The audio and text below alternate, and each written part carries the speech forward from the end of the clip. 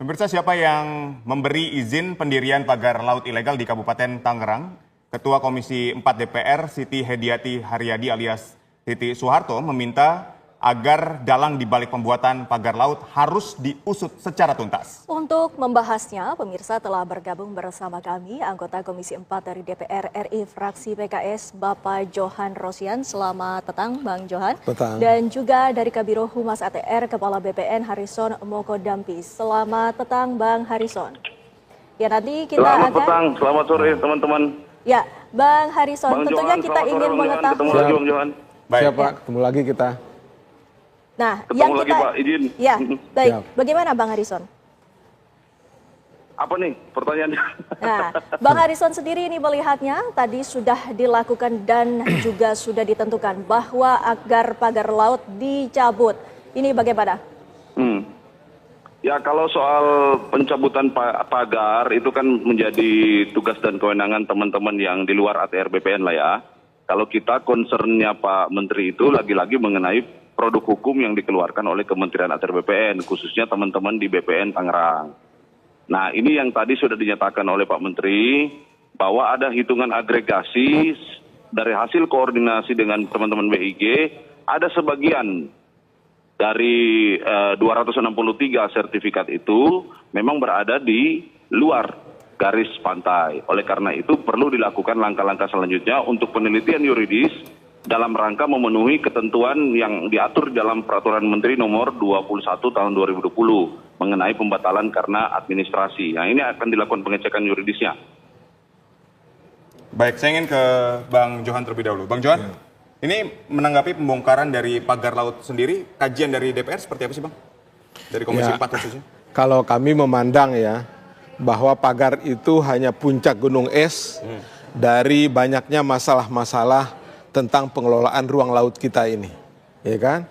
Nah, dengan terbongkarnya pagar laut ini kita bisa melihat ternyata laut pun bisa disertifikat. Ini kan luar biasa. Padahal sejak keluarnya putusan MK nomor 3 tahun 2010 itu kan rezim pengelolaan ruang laut itu kan sudah berbeda. Ya. Tidak boleh lagi ruang laut itu diprivatisasi, tetapi dia merupakan milik publik yang dikuasai oleh negara. Maka prinsipnya harus kembali kepada Undang-Undang Dasar 45, yaitu bumi, air, dan kekayaan alam dikelola oleh negara untuk kemakmuran rakyat. Jadi tidak boleh dikapling-kapling, tidak boleh dimiliki eksklusif oleh siapapun, tetapi harus dikelola oleh negara dengan prinsip pertama berkelanjutan, yang kedua kesejahteraan masyarakat pesisir. Nah, saya pikir begitu secara garis besarnya soal ruang laut ini. Bahkan Ketua Komisi 4 Titi Soeharto juga tegas menyatakan bahwa laut bukan milik perorangan maupun koperasi ini. Jika Anda melihatnya, lantas siapa di balik pagar laut yang didirikan ini? Kita harus berterima kasih kepada Pak Nusron sebagai Menteri ATR yang sudah membuka ternyata ada 263 bidang. Nah, ini kan sudah ada nama-nama itu, ya kan, ada nama-nama, minimal dari 2 itu ada yang tersangkut dengan pemilik PIK 2, PT Panilah di bursa saham itu. Nah, saya pikir sudah kita bisa memulai penelusuran. Kalau bahasanya Pak Presiden itu kan bongkar usut. Nah, pengusutan itu kita mulai dari memanggil dua perusahaan ini. Baik. Ya. Dan ini ada sangkut pautnya gitu dengan, kan sudah diakuisisi sejak September 2023 oleh PT Sedayu Agung, pengelola PIK 2 ini. Mulai dari situ aja. Itu enggak usah kita lagi kalau kemarin kan masih kita ragu-ragu tentang siapa yang punya. Kini sudah ada nama secara legal dikeluarkan oleh menteri, ada pihak-pihak ini, panggil saja dua perusahaan ini. Kita mulai dari situ. Baik. Gitu. Jadi dalam waktu dekat ini rencananya besok akan ada pemanggilan terhadap kami besok sudah mengagendakan pertama setelah rapat paripurna, karena besok adalah hari paripurna, hari Kamis. Setelah itu kita rapat kerja dengan Menteri KKP Pak Sakti. Baik. Yang kedua kita dengan Kementerian Kehutanan. Ya, karena kenapa kehutanan? Karena memang itu masih area hutan lindung. Gitu. Yang menjadi pertanyaan, bagaimana sebuah perusahaan lantas bisa memiliki sertifikat? Ini sebenarnya bagaimana alurnya? Saya sudah melihat ini prakondisinya panjang ya. Itu kan sertifikat keluar tahun 2023. Artinya beberapa tahun sebelumnya itu sudah ada prakondisi. Apa prakondisinya? Ada Undang-Undang Cipta Kerja. Ada penempatan menteri-menteri. Nah, ini adalah peninggalan rezim Jokowi. Karena itu saya sering katakan bahwa inilah saatnya kabinet Pak Prabowo ini, kabinet Merah Putih ini, inilah saatnya kita berpisah dengan rezim Jokowi itu. Beri harapan pada masyarakat bahwa rezim atau kabinet Merah Putih ini berbeda dengan kebijakan yang tidak pro rakyatnya rezim Jokowi itu. Saya melihat Pak Prabowo itu jiwa pikirannya itu sudah menyatu dengan konstitusi. Beliau selalu mengutip tujuan dibentuknya pemerintah itu, melindungi seluruh rakyat dan tumpah darah Indonesia. Ya kan? Nah, inilah saatnya kita mewujudkan apa yang menjadi pikiran, apa yang menjadi jiwa dari Pak Prabowo itu. Mari kita lindungi rakyat Indonesia ini, mari kita kelola seluruh sumber daya laut kita ini sesuai dengan pasal 33 Undang-Undang Dasar 45. Baik. Baik, saya selanjutnya ingin ke Bang Harrison. Baik, Bang Harrison, ini kan kalau kita lihatnya ada tadi dikatakan 263 sertifikat HGB. Ini bagaimana sampai sertifikat HGB di atas laut ini bisa dikeluarkan, Bang? Ya, pertama tentu saja harus dilihat perolehannya seperti apa, kemudian riwayat terbitnya itu seperti apa, itu kan yuridisnya. Karena HGB bukan hanya HGB, itu kan di situ ada hak milik dan ada juga penguasaan bidang yang baru terdelineasi. Artinya baru dalam bentuk gambar tapi belum ada hak apapun. Nah, kita harus meneliti ini bagaimana riwayatnya. Apakah perolehan HGB itu dari hak milik yang sebelumnya sudah ada, kemudian karena terjadi peralihan hak dilakukan penurunan hak, karena kalau korporasi itu kan HGB ya, bukan hak milik. Nah, ini kan harus dilihat semua riwayatnya seperti apa. Itu dulu di situ. Nah, kalau untuk proses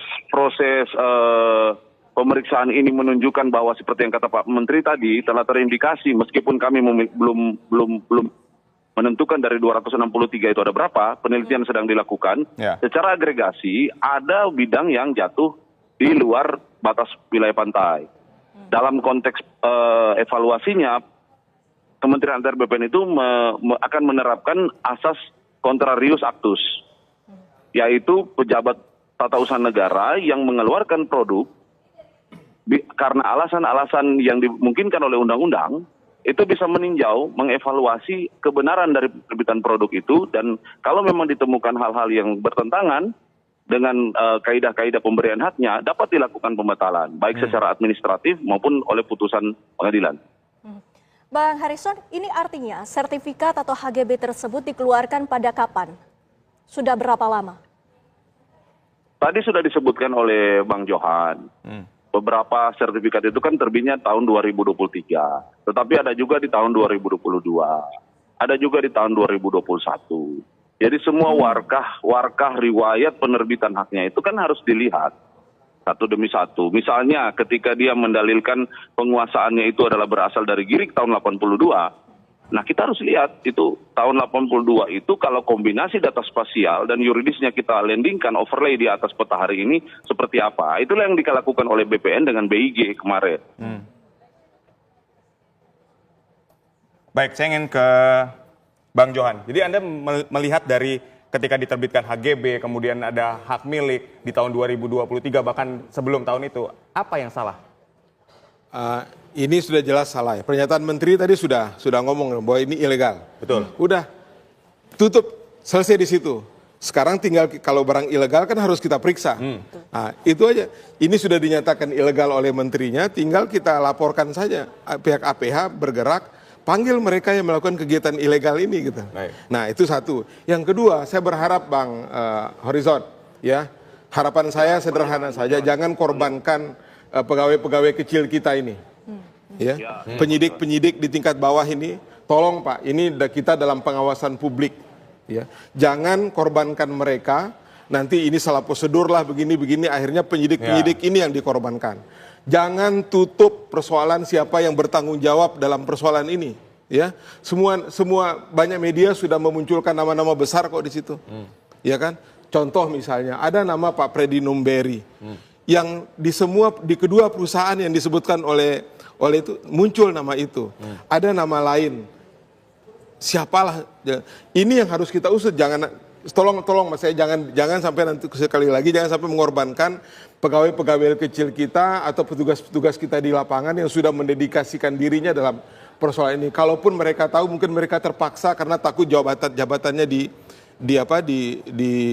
diganti atau apa. Karenanya dalam rezim keterbukaan ini ya, kita berhenti menutup-nutupi, semakin ditutup-tutupi netizen Indonesia, masyarakat Indonesia itu semakin mengejar kita gitu, seperti itu. Baik Bang Johan, tadi kan yang menarik adalah dari Komisi 4 ini akan memanggil dari dua kementerian, ada Kementerian KKP, kemudian ada Kementerian Kehutanan. Ya. Apa yang akan dibahas